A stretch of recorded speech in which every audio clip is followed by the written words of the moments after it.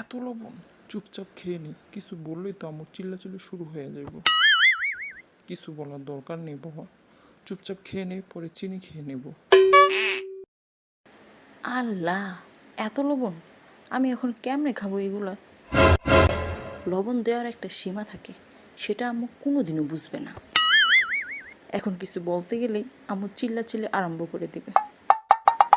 তোর খাবই না।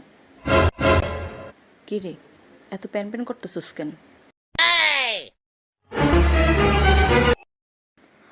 আম্মু, এত লবণ দিছো কেন তরকারিতে? এত লবণ কেউ দেয়? কই এত লবণ দিলাম? ঠিকই তো আছে। ঠিক নাই আম্মু, বেশি দেয়া ফেলছো। একটু বেশি হয়েছে তো কি হয়েছে? একদিন একটু লবণ বেশি হলে কিছু হয় না। একদিন না, তুমি 2 দিন পর পরই এমন করো। এত কাহিনী করে আমি তোকে রান্না করে খাওয়াইতে পারব না। শুরু হয়ে গেল। তোর বাপেরও কবি 4টা 5টা বান্দি দেশে আইনা দিতে, তোকে রান্না করে খাওয়ামো, আবার কথাও শুনো। কালকের থেকে রান্না বাড়া সব বন্ধ। কিছু রান্না করলে যখন এই সমস্যা সেই সমস্যা দেখাস, এত সমস্যা করে তোকে খাওয়ানোর দরকার নাই। আজকের থেকে রান্না বাড়া সব বন্ধ। চুলার পারে তালা দেবো, তোকে শুটকি বানাবো। তোমার কিছু কইলেই এমন চিল্লাও। লবণ বেশি হইলে মানুষ কেমনে খায়? একলা হাতে সব কাজ করি, একটু লবণ বেশি হইতেই পারে। তোমরা তো সারাদিন মোবাইল নিয়ে টঙের উপর পা ঝুলায় বসে থাকো, আমি তো তোমাকে মতো পালঙ্কের উপর বসে থাকি না মোবাইল নিয়ে। সকালে উঠে নাস্তা রেডি পাস, দুপুরের খাওয়ান রেডি, অর্ডার দিলে খাবার এসে পড়ে। আমি যে কত কষ্ট করে কাজ করি আমি জানি।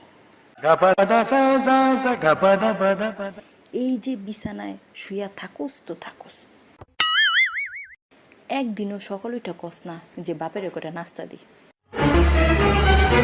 তুই যদি তোর বাপের অফিসে যাওয়ার সময় সকালে কটা নাস্তা বেড়ে দিতি, তাও আমার আসান হইতো। হেইডা করবি না, চোখটা মেললেই মোবাইল, খাইতে মোবাইল, বইতে মোবাইল, ঘুমাইতে মোবাইল, সারাদিন তো মোবাইল চালাই কুল পাস না। ঘরের কাজ কেমনে করবি? তোর মোবাইলটা নষ্ট হলে আমি কি যে খুশি হমো। 2 রাকাত নফল নামাজ পড়ো।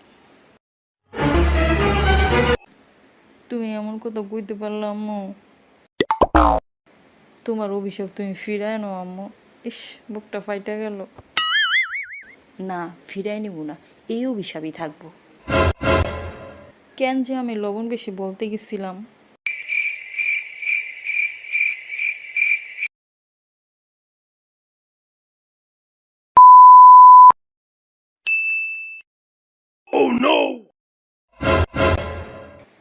আসলে তো লবণ বেশি হয়ে গেছে তরকারিতে আজকে।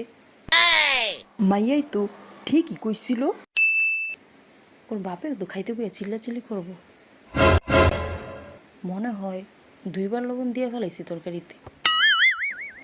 মরার মনে ঝাড়ু দিয়ে পিটাইতে মনে চায়, কিছুই মনে থাকে না। তরকারিতে আবারও 2বার লবণ দিয়ে ফেলাইছি।